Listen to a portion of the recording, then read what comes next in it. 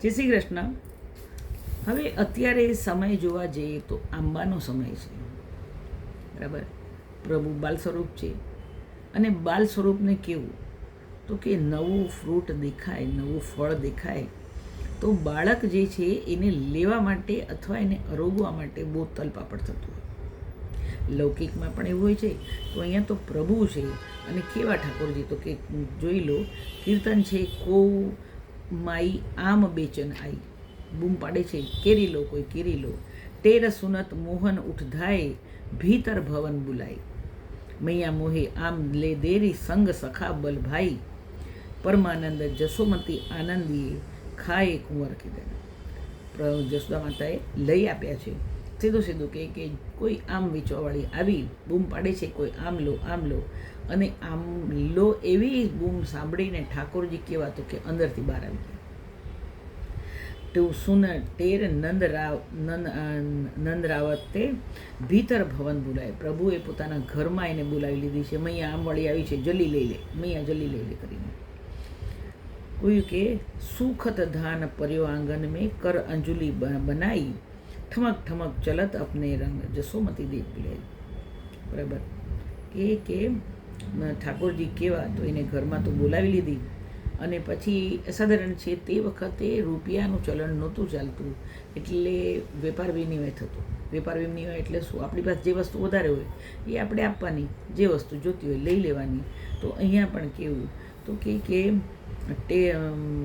Tear સુનત Mohan ઉઠધાય, આમ વેચવાવાળીની બૂમ સાંભળી અને પ્રભુ તો ઘરમાંથી સીધા દોડ્યા બહાર અને એને બોલાવી રહ્યા, અહીંયા જલ્દીથી અહીંયા આવી જા, ભીતર ભવન બોલાવી, મૈયા મોહે આમ લઈ દે. હવે પ્રભુ કેવા તો માને કહે છે કે મૈયા મને આમ લઈ આપો.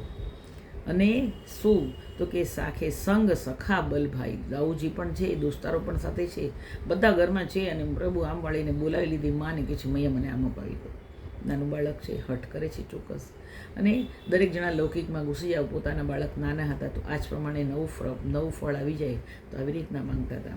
પરમાનંદ યશોમતી આનંદીએ, ખાએ કુંવર પદ કનાઈ. પરમાનંદાસજી દર્શન થયા. કેવા દર્શન થયા? તો પ્રભુએ કીધું મૈયા આમ લઈ આપો, આમ લઈ આપો. એટલે જસોદા માતાએ આમ લઈ આપ્યા છે. પરમાનંદ યશોમતી આનંદીએ, જસોદા માતાએ લાવી આપ્યા. અને શું? ખાએ કુંવર કનાઈ. પ્રભુ કેવા તો પોતે કોઈ પણ વસ્તુ હોય, જોઈ લો, પ્રભુ કોઈ દિવસ એકલા નથી અરોગતા. દોસ્તારોને હંમેશા આપીને જ અરોગતા હોય છે. તો કે પરમાનંદ જસોમતી આનંદીએ, જસોદા માતાએ લાવી આપ્યા. અને શું તો કે કુંવર કનૈયા જે છે એ ખાએ કુંવર કનૈયા, જે પ્રભુ છે આમ ખાઈને એટલા બધા રાજી થઈ ગયા કે ન પૂછો વાત. એમ કહેવાય છે કે આમ વેચવાવાળીએ પ્રભુને પૂછ્યું શું આપીશ? આના પૈસા તો જે મફત નથી કંઈ મળતું. એટલે ઠાકોરજી સુન ટેર નંદ રાવતે ભીતર ભવન બોલાવી. પ્રભુએ તો એને અંદર બોલાવી લીધી અને કીધું શું કે હું તને ધાન આપીશ. ઠાકોરજી એમ કહે છે તો કે સુખત ધાન पर्यो आंगन में, कर अंजुली बनाई. પ્રભુ આમ બે મુઠ્ઠીમાં લઈ આવ્યા. હવે ઠાકોરજીની મુઠ્ઠી કેવી અને મુઠ્ઠી વળે કેવી, અને પ્રભુને લઈને આવતા કેટલું આવડે. અને પ્રભુ કેવા ચાલે, પાછા ઠમક ઠમક ચાલતા ચાલતા આવે છે. અને કેવા અપને રંગ યશોમતી લેત બોલાઈ. જસોદા માતાએ બોલાવ્યા હતા. અને એ કેવા જસોદા માતા તો એમના ઓવારણા લેતા જાય કે વાહ વાહ, પ્રભુ મારો દીકરો કેવો છે કે જરા કોઈનું એમને એમ રાખે એવો નથી.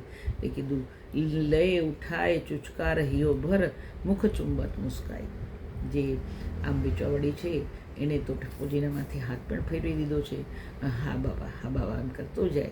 અને પ્રભુના મુખારવિંદના દર્શન કરીને આમ વેચવાવાળી પણ એમના મુખારવિંદમાં મોહિત થઈ ગઈ છે.